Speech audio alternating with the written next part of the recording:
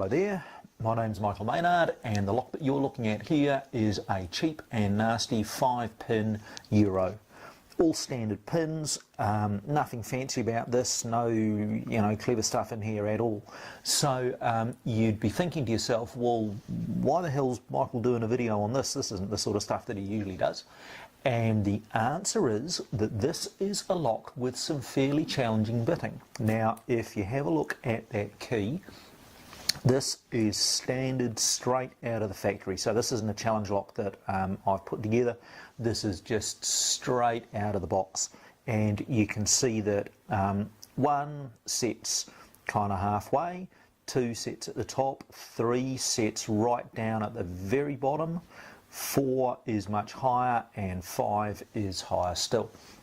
Now, this question came up today on the Australian Locksport Guild Facebook page. So there's a guy on there who's picking a Lockwood padlock, I think it is, or something similar. So a fairly similar sort of a lock to this, really.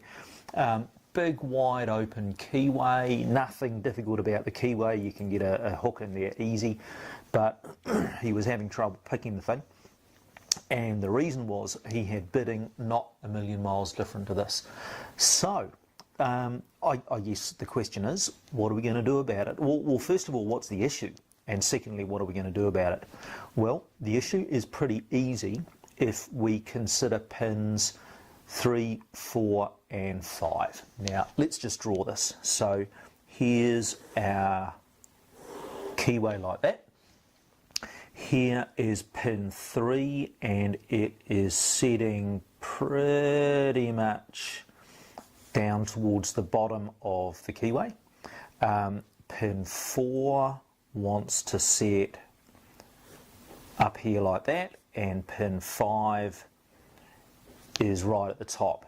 Now, here am I with my pick, and I can get 3 easy enough, and 1 and 2 are no problem. I mean, I'm not going to draw them to scale, but they're going to look something like that and that, whatever.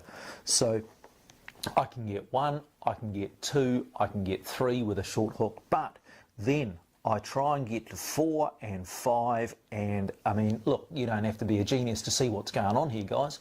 I want to be pushing that pin right up so it sets there and 5 sets up there, but there's no goddamn way I can, because 3 has already set, so it's rock solid, and I just can't physically leave my pick up any further. So what the hell are we going to do? Well, the answer is you are going to need 2 different picks to pick this lock. It is as simple as that.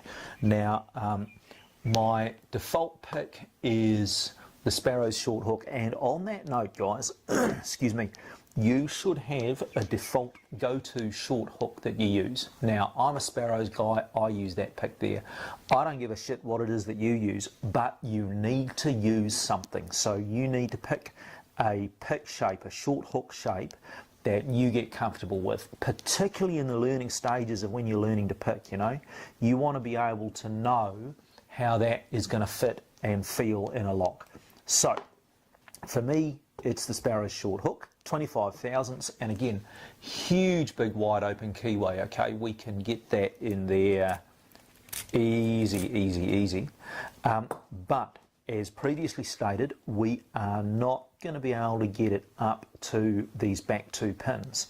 So, we need a second hook for that, and in my case, I use the Sparrow's steep hook, also in 25 thousandths.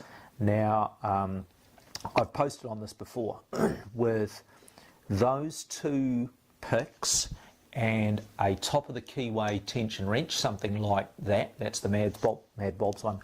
You are going to be able to get into 90% of the standard locks that you see on the street. Now, that's a generalisation. You're not going to get into the high security ones, you're not going to get into the ones with very narrow keyways or paracentric keyways or difficult wardings or whatever. But those are the exception rather than the rule, guys.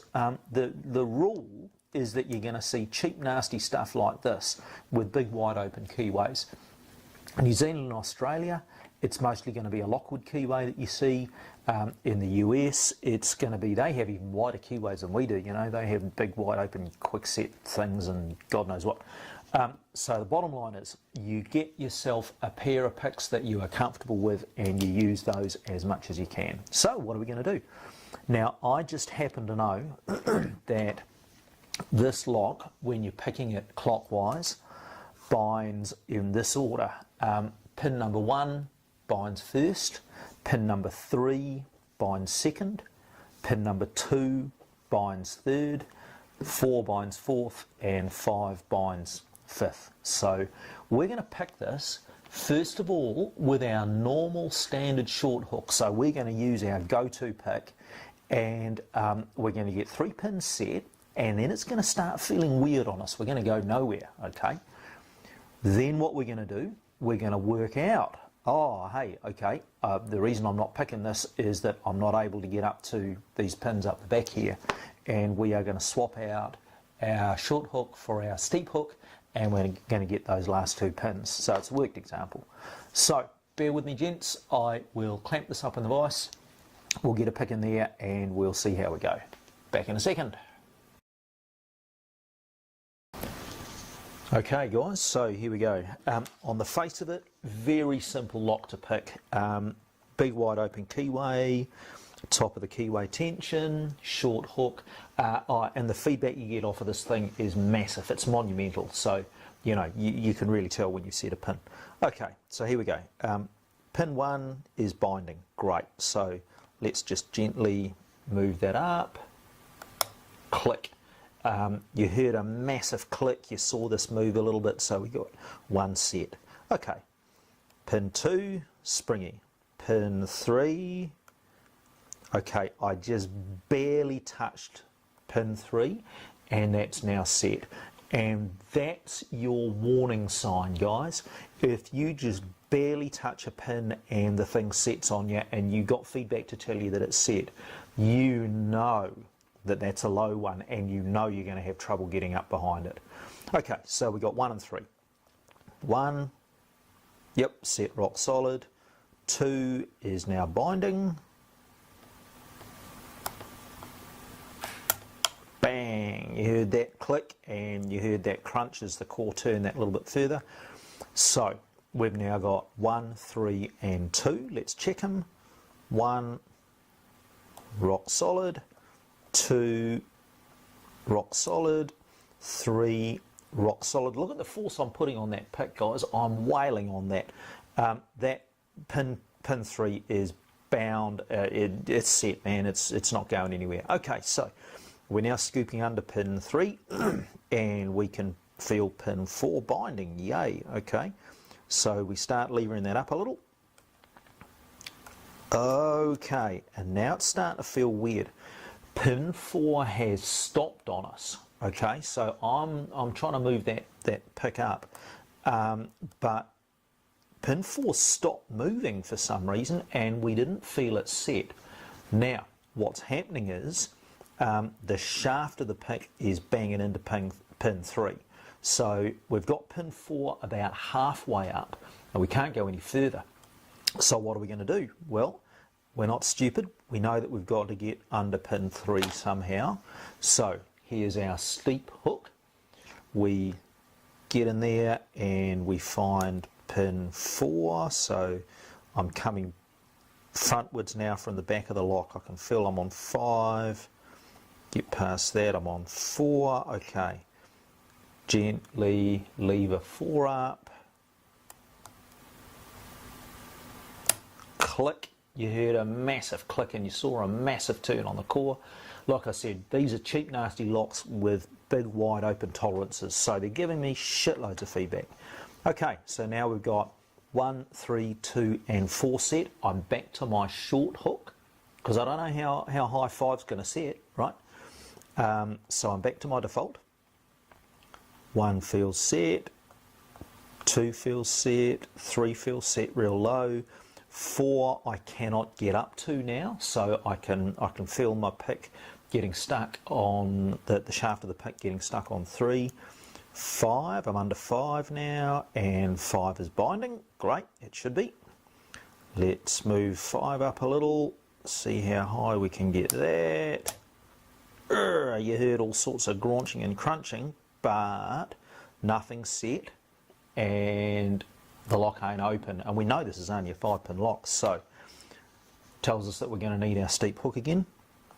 We get in down the back there, we come frontwards from the back of the lock, find pin 5, gently, let's lever that up, and there we go guys, the lock's open. So how do we get it open, guys? This is the nub of the tutorial. We got this open by reading the pins. Locks tell you how they want to be picked, gentlemen. They give you massive feedback. So we set 1, we found that 3 set with just a tiny little bit of movement, so that told us it was real low and that we'd have trouble getting up underneath it. When we got to 4 and 5, we got in there with our steep hook, set those with a steep hook so that we didn't disturb anything else, and bingo, we got the lock open. So there it is, gentlemen. A very brief and very simple tutorial here on picking difficult bitting. There is nothing hard about it, guys, okay? If you've got a key like that, you don't need special skills, right? You just need to think about what's going on inside the lock. You need to get the right tools for the job, and you're done.